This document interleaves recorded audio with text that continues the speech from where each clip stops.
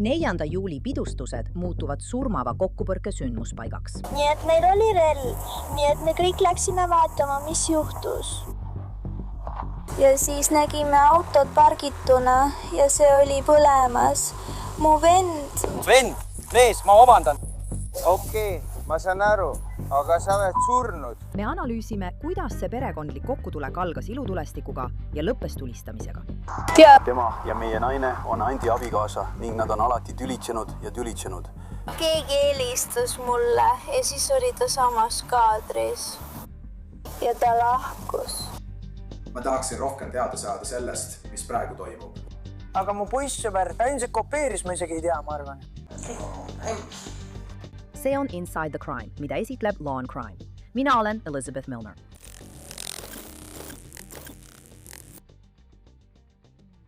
Neljas juuli. Esimesena tulevad tähe grillipeod aias, basseinipeod ja ilutulestik, mis valgustab õist taevast. Aga selles loos algasid tõelised ilutulestikud siis, kui naine saabus koju koos oma poissõbraga ja leidis eest oma abikaasa, kes oli juba sees koos oma tüdruksõbraga. On 4. juuli 2023, oleme Albuquerque'is, Uus-Mehhiko osariigis. Kell on veidi enne 12:30 öösel. Kui politseinikud reageerivad 911 kõnele pärast seda, kui mees leitakse teelt teadvusetuna. Mu isa helistas mulle ja ütles, et mu ema oli maja tulistanud. Nii et me läksime sinna, et vaadata, mis juhtus. Ja siis nägi ta mind relvaga, nii et me järgnesime talle, et näha, mis juhtus. Ja siis näeme pargitud autot, mis põleb. Nad olid just ümber pööramas. Nad olid just ümber libisemas. Kelle auto? Kas te teate, kelle auto see on? See on kena auto. See on tema auto. Ohvriks on tuvastatud 39-aastane Joel Valdez. Tema tütre sõnul toimus tema vanemate vahel tüli. Joeli tütar ütleb, et see tüli viis selleni, et tema ema Erika Valdez haaras väidetavalt relva. Siis leidis ta oma isa surnuna, liikumatult tema auto lähedalt, samal ajal kui ema lahkus sündmuskohalt. Mis marki autoga su ema sõidab? Jumal. Hyundai. Kas sa tead, mis värvi? Must, ta sõidab musta autoga. Jah, mis see on? Ta on selle lihtsalt kinni pannud. Politsei hakkas küsima rohkemate pereliikmete käest, mis juhtus enne tulistamist. Kõik, mida ma tean, on see, et nad on kogu aeg tülitsenud ja tülitsenud. Mu vend helistas mulle mõnda aega tagasi ja ütles, et ta jõudis oma koju ning Erika, ma arvan, jälitas teda tema majani. Ja ta läks välja ning ta pani talle täna õhtul relva vastu rinda. Jah, täna õhtul, olgu. Ja ta pani talle relva vastu rinda, aga ta ütles, et ma tean, et see Eit ei tee midagi. Ta ütles, et kui ta lahkus, tulistas ta maja pihta. Nii et seal peaks olema padrunikesti või kuulijälgi. Ta ütles, et ta tulistas katust. Ja üks kuul, ma arvan, kuskil ees või midagi sellist. Aga jah. Kõik, mida ma tean, on see, et ma tulin koju Rio Ranchost või Bernardo Leost. Ja ta ütles, lihtsalt helista mulle, kui koju jõuad, et ma saaksin oma beebit näha ja sinna üles minna ning oma beebit näha, jah. Ja tal on USA's oma noorim laps. Mul on kõige noorem beebidest, see on juristi laps. Ja järgusel hetkel jõuan oma maja juurde ja ta helistab mulle, karjub ja ütleb, et tema ema tulistas tema isa. Olgu! Ja sealt edasi ma lihtsalt istun siin ja samal ajal. Teine ametnik küsitleb paari tütart, keda nad esmakordselt sündmuskohal kohtasid. Mul on kahju, et peame täna õhtul sellistel tingimustel kohtuma, eks? Mul on väga kahju teie kaotuse pärast, eks? Aga ma tõesti tahan viia läbi võimalikult hea uurimine. Ja ma pean paluma teil samm-sammult rääkida, mis täna õhtul juhtus. Kas te saate seda teha?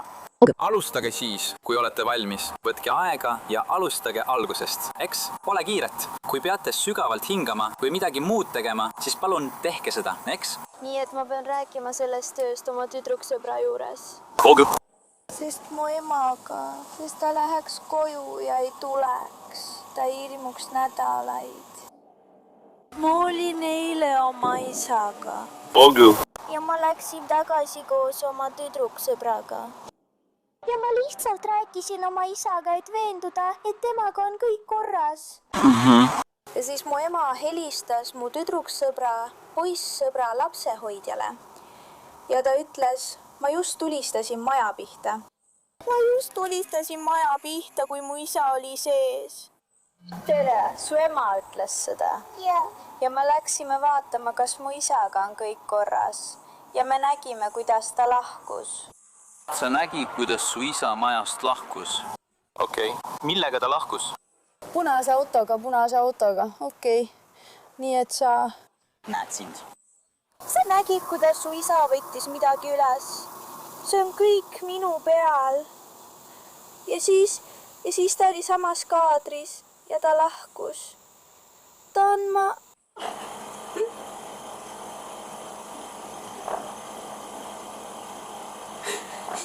mustas autos. Mustang? Mina. Ma mõtlen, nad hakkavad selle ehitama. Kas? Kus ta tema kõrvale peatus? Täpselt mäe kõrval, ma tean. Aga kus? 98. tänaval selles piirkonnas.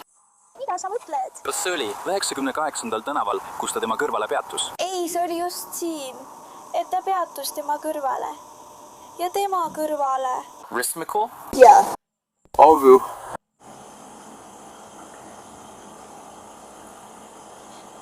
Seal, kus kõik teised on parkinud. Ma tulin autost välja, sest nägin tema pargitud autot ja läksin teda vaatama. Ja sina? Ma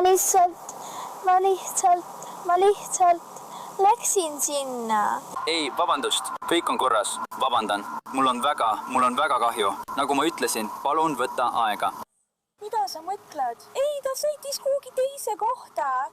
Ja ta oli 59. tänaval. Ja Woodbury tänaval, ma arvan. Jaa. Ta läks mind taga ajama majast sinna. Ja pärast seda tulistas ta teda. Kuna Erika Valdesi ei olnud kusagil leida, küsisid politseinikud ka ohvri vennalt ja tütrelt, kas nad teavad, kus Erika võiks olla. Kas sa tead, kus Erika praegu elab? Kas ta ei ela seal? ei, ta on oma uue poissõbraga, Motel 6, okei? Tuba, ma arvan, 152. Ma saan kiiresti oma pojale või tütrele helistada. Kelle poiss, sõber? Tema. Sa tead tema poiss, sõbra? Nime? Ma ei tea tema täisnime. Nad kutsuvad teda Shennaks, aga ma tean, et ta on tingimisi vabastatud Coloradost. Tere, kas sa tead, millega nad sõidavad? Fauci. Hyundai. Kas see oli Honda või Hyundai? Jah, ma arvan küll, jah. See on üsna räsitud. Kas sa tead, kui ammu ta peatus? Toas 152. Mu vend ütles, et ta nägi neid seal alles paar tundi tagasi. Kas see on selle toa number, kus Erika ja see... Ja ei ole päeva, kus siis ta ütles 251. 250, olgu. Hästi. Mu ema ütles isale, et ta kohtub selle mehega 66. hotelli juures. 66. kus? No, 60. Hästi. Kas see on hotell? Jaa. Politseinikud saavad teada, et Erika on elanud oma poissõbra juures, kelle nimi on James Tsena. Väidetavalt on ta peatunud motellis, kus ta töötab turvamehena. Ja sugulaste sõnul olid Erika ja Joeli konfliktid viimastel kuudel üha süvenenud, kuna nende abielus esines truudusetust. Ta ütles... Paula, see, kes oli selles põrnikas, sai kõne oma emalt ja isa ütles, hei, ma just tulistasin maja pihta. Okei, nii et ta läks isa juurde vaatama ja nad läksid 5-6 paiku ja nägid, kuidas isa selle punase sõidukiga lahkus. Ema järgnes talle. Ja siis kas sellel ristmikul või järgmisel ristmikul sõitis ema meie ohvri kõrvale ja tulistas teda. Okei. Kus ta parkis? Mul on see olemas. Ma arvan, et see on otse tema taga. Ma saan infot, et nad tulid siit poolt. Nad tulevad lõunast, mitte põhjast. Nad tulevad Andrewsist. Jah, see on sealt poolt. Sa võtsid Anderson Hilli. Ta võis mulle vale tee näidata. Jah, ta võis lihtsalt saada, jah. Ta võis segadusse sattuda. Sassi minna, sest ma mõtlen, maailmas on miljoneid selliseid autosid, eks. Ja on juhtumeid, mis lähevad niimoodi lõunasuunas. Nii et AFR vaatas nüüd kõik üle, nii et me läheme ja kinnitame, kui kaugele me oleme jõudnud. Mul on neid üsna sarnane 49. Nad said kõne, sest need on nagu tema ristivanemad. Nad ütlesid, kuule, midagi toimub isaga. Ma olen täiesti paanikas. Tead küll, ja nad said temalt kõne, kus ta ütles, kuule, isa on tee peal. ja nad tulid kohe siia. Nad olid just tulnud koju mingilt peolt Internationalis. Vend, kes on see härrasmees seal, Eerik, tema ütles, et see kuradi kõne algas umbes kell 11. Jah, ütles, et kuule, ta tulistas mu maja läbi. Ta on tema õega koos. Ta ütleb, helista mulle, kui koju jõuad, sest ma hakkan ära minema. Ma lähen vist oma tütart vaatama ja hoolitsen tema laste eest kogu selle jama ajal, mis praegu toimub. Ja siis umbes 20 minutit hiljem sain kõne kaubikust ja ta oli paanikas, öeldes, et tema ema on surnud ja pikk see mu. Kas me oleme rääkinud nende inimestega, kes olid selles põrnikas? Jah, ma rääkisin Paulaga, see on selle koha omanik, tema sai algselt meie kahtlusaluselt selle kõne.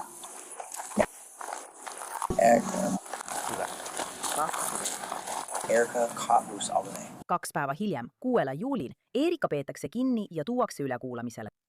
Ma olen kuulnud sinu raskustest. Olen ise ka lahutuse läbi elanud. Ma tean, et need on kõige raskemad asjad, mida keegi võib proovida mõista, kui sa ise suhtes ei ole. Ma ei suuda kunagi kellelegi seletada, kui halb minu oma oli. Tere! Ma tahaksin rohkem teada saada, mis siin toimub. Nii et? Mul on koduvägivalla juhtumeid olnud kogu aeg. Ma kutsun kogu aeg politsei. Kohtuandmeed näitavad, et Eerika sai 3 kuud enne tulistamist süüdistuse 911 kuritarvitamises, kuna ta helistas 27 korda, et teatada perevägivallast. Aga ta ei avanud ust, kui politsei reageeris neist 14 kõnele. Ta lahkub ja läheb minema. Ta lihtsalt magab siin. Ta ei tegele lastega. Ma soovin, et oleksin küsinud, kas nad oleksid saanud mu telefoni tuua, sest kõik on mu telefonis. Ta ähvardab mu maja koos lastega põlema panna. Ta on haige. Ta on. Jah, minu arvates on ta täpselt samasugune nagu siis, kui me esimest korda kohtusime, relv käes ukse taga. Ja mina ei ähvarda teda, kui ma kodus olen. Kui ma olen kodus, ma pole 3 nädalat kodus olnud. See on selleks, et võtta riideid ja veenduda, et mu maja on korras ega lagune mingit tead küll imelike inimeste käes. Sest päeva lõpuks on see ikkagi minu lapse kodu. Ma olen palunud tal lahkuda. Mu isa käendas seda maja minu ja tema jaoks. Meie puhul ütles ta mulle, et ta peaks mind ja mu isa tapma, et maja endale jätta. Ta on lihtsalt haige, tead küll. Pärast seda, kui Eerika kirjeldab oma suhte mõningaid tormilisi aspekte Joeliga, selgitab ta detektiividele samm-sammult, mis juhtus 4. juulil, sealhulgas vastasseisu tema väidetava poissõbra Joeli ja tema väidetava armukese vahel. Ja minu lapse isa sõitis hotelli juurde, kus mina ja mu sõbrad olime. Ja minu lapse isa tuli välja relvaga öeldes mingile tüübile, mis toimub, mis kurat tule alla. Nii see kõik juhtuski, nii et kogu asja alguses. See võtti. Ja ma arvan, et see tüüp, kes oli hotellis, kus ma ise polnudki. Ma rääkisin temaga korra, ta on tema endine tüüp. Okay. Nii et ta viis minu lapse isa hotelli, kus me olime. Ja minu lapse isa tuli välja, vehkis relvaga ja käskis tal alla tulla. Ja ma ütlesin, Joel, kaosid minema mees, sa parem lahku siit. Nii et Joel tuli autost välja relvaga? Jah, hotellis. Ta ütles sellele mehele, Jamesile, mu endisele või sellele tüübile, kellega ma olin. Ma ei vabanda, et ütlen, aga ta käskis tal alla tulla. Ja ma mõtlen, miks ta peab alla minema? Keegi ei taha, me pole isegi koos. Miks sa tahaksid kakelda kellegagi, kellega ma isegi koos ei ole või nagu? Kuidas teil õnnestus ta hotelli alalt välja saada? Ma ütlesin talle, et tal on parem lahkuda. Tal oli relv. Ma ütlesin talle, et tal on parem lahkuda. Ma ütlesin, et ma kutsun jälle politsei sinu peale, Joel. Ma ütlesin, et ma kutsun politsei. Ja siis ma arvan, et mis seda veel rohkem ära ehmatas oli see, et igal poolt hakkasid mehed välja ilmuma. Ma olin nagu, neid oli seal. Mis kell on? Model 6. Loomulikult, hotell 6. Ja, ma lahkusin. Muidugi, ma ei ole selles. Jaa. Seal oli igasuguseid asju. Kas ta unistas selles hotellis? Kas ta karjus selles hotellis ja majas? Kas selle mehe särk tõusis üles? Välja, ta karjus. Tead, ta on... Ma ütlen sulle, kui sa lihtsalt loeksid mu telefoni, kui sa lihtsalt võtaksid mu telefoni, kui sa lihtsalt kuulaksid mõnda sõnumit, mis tulevad siis, kui me alustame, kui tema alustab vaiglust, sest selle asemel, et temaga tülitseda, ma ei anna sulle seda energiat. Ma ei kavatse samaga vastata. Ma ei hakka sind lööma, ma ei tee midagi sellist.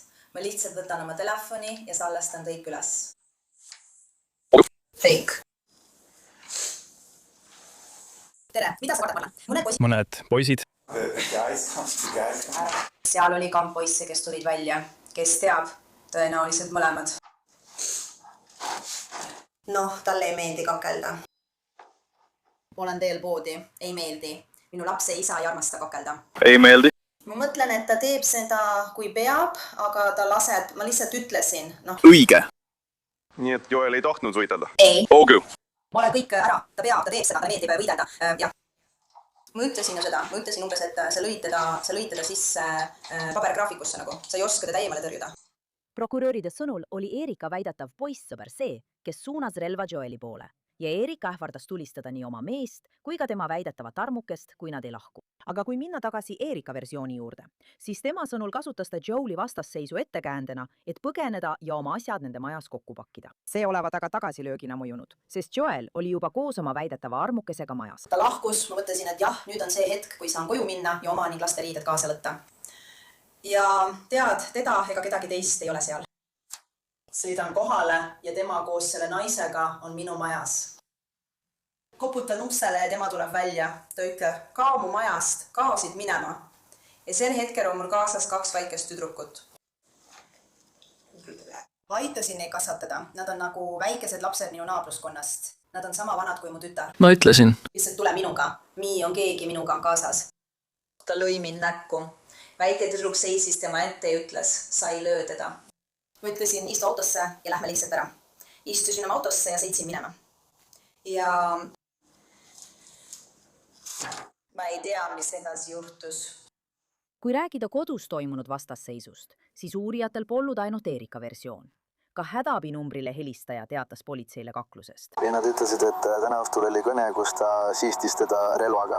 Tyson teadis, et ta tahtis teda tulistada, sest ta tõi teise naise majja. Nii et, Varem kuulsime ka, kuidas Joeli vend rääkis politseile hoopis teistsuguse loo. Ta väidab, et Joel helistas talle ja ütles, et Erika suunas relva tema rinnale, enne kui hakkas maja kuulidega üle külvama. Just sel hetkel ütles paari tütar, et Joel ja Erika sattusid autoga tagaajamisse, enne kui Erika väidetavalt ta maha lasi. Ja siis sain ma umbes sel ajal kõne oma tütrelt. Umbes 1 paiku järgmisel päeval, kus ta ütles, et ma tapsin ta isa. Ja ma olin nagu, millest sa räägid? Tead, kui ma oleksin seda teinud siis, kui ma olin teie ees sinikaid ja verd täis. Ja tol ajal mu 15-aastane laps seisis tema ees, et ta mind ei lööks. Tead, see on jama. Ma olen oma perega koos olnud 21 aastat selleks, et pere koos hoida, mitte selleks, et meist saaks lahus elav pere, saad aru? Jaa. Ma kasvasin üles koos ema ja isaga ja see ongi kõik, mida ma olen oma lastele tahtnud, et neil oleks ema ja isa. Kas sa mäletad sellest tööst kakluse ajal veel midagi? Kas oli midagi, mis esile tuli? Midagi, mida me saaksime sinu abistamiseks kasutada? Ma lihtsalt hoian eemale. Ei, ma lihtsalt jäin. Ma lihtsalt hoian temast eemale. Ma isegi ütlen oma lastele, et kas te tahate siia jääda? Ei, me ei taha siia jääda. Me tahame minna. Või kas sa saad meid mu tütre juurde viia? Kas sa saad meid Jenna juurde viia? Ja ma ütlen, et jah, sest ma pean tööle minema. Siis ma lähen tööle ja kui töö läbi saab, siis kas võtan nad peale või nad jäävadki enamasti sinna. Nad on seal olnud, sest ma ei taha koju minna ja ma ei taha, et nad peaksid autos magama koos minuga, kui mina pean autos magama, saad aru? Jaa. Ei, me ei tülitsenudki mina ja tema, välja arvatud siis, kui see tüdruk viis ta hotelli. Erika eitas, et tal oleks midagi pistmist oma abikaasa surmaga, kuid politsei ei uskunud tema lugu. Kas sa tead, miks sind praegu arreteeritakse? Mind arreteeritakse. Jah, sa oled arreteeritud. Jaa. Ma tean. Tead mis? Kas nad ütlesid sulle, miks nad arreteerivad? Ei. Okei. Sul oli juba vahistamismäärus määratlemata mõrvasüüdistuse alusel, asustatud elamu pihta tulistamine mootorsõidukist ja raskendatud kallaletung surmava relvaga. Teine asi, mille ma sulle praegu annan, on lähenemiskeeld. Okei? Lähenemiskeeru jõustumisaeg on 20:53 ehk õhtul kell 8:53. see läheb koos sinu asjadega. Milleks see on? Kas ma saan selle siin kohe allkirjastatud? See lähenemiskeeld tähendab, et sul ei ole lubatud tulla lähedale.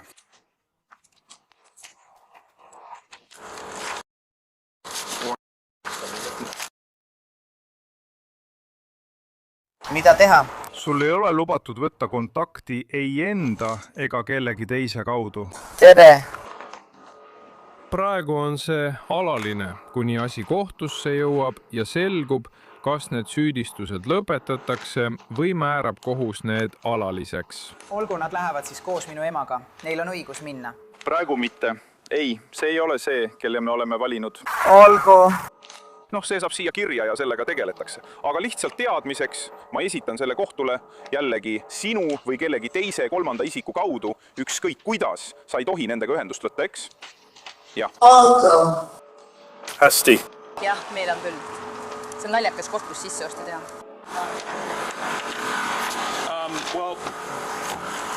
Me oleme leidnud neile koha, kus nad on turvaliselt. Olgu. 2024 aasta novembris tunnistas Erika Valdez end süüdi teise astme mõrvas ja tulistamises eluruumi pihta. Mõlemad tulirelvaga raskendatud kuriteona. Vastutasuks loobuti tema vastu esitatud süüdistustest, esimese astme mõrvavandenõus ja 2 tulistamises mootorsõidukist. Erika poissõber James Sina arreteeriti samuti pärast seda, kui teda süüdistati Joeli pihta tulistamises, kui too üritas motellist lahkuda. Süüdistajate sõnul oli ta Erikaga kaasas ja tulistas samal ööl toimunud autos tulistamise ajal. 2026 aasta mais mõisteti Erika Valdez 15 aastaks vangi.